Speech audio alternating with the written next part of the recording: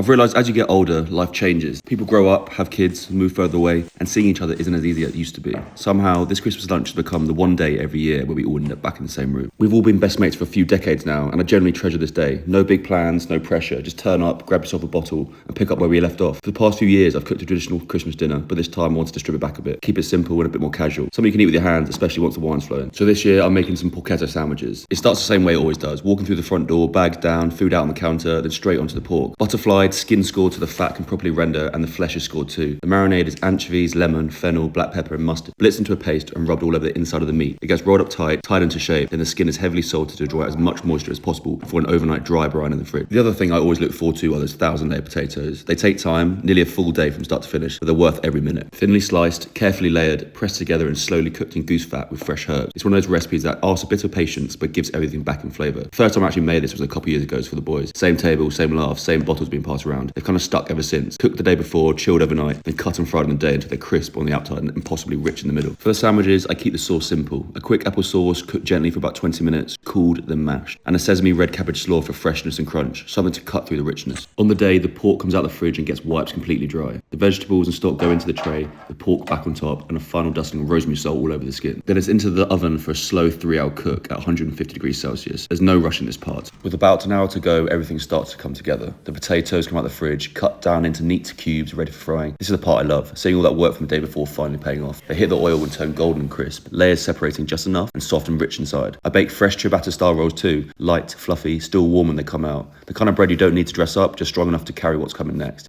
And then finally, it's time to slice the pork. That first cut tells you everything. Shatteringly crisp skin, fat properly rendered, meat underneath so juicy it barely held together. It's generally the kind of pork that makes a room go quiet for a second. To serve, we just keep it simple. Bread gets cut open, a generous spoon of applesauce first, then the pork, plenty of it, a bit of crackling for good measure, then the slaw on top for freshness, and close it up and cut it in half. Nothing clever, nothing forced, just food made with time and care, shared around a table with people I've known for most of my life. And in a year that almost seems to move too fast, it's just a reminder that this right here is what Christmas is really all about. I literally have no idea what next year will look like, where it'll all be, or how life will change again, but I already know I'm looking forward to it.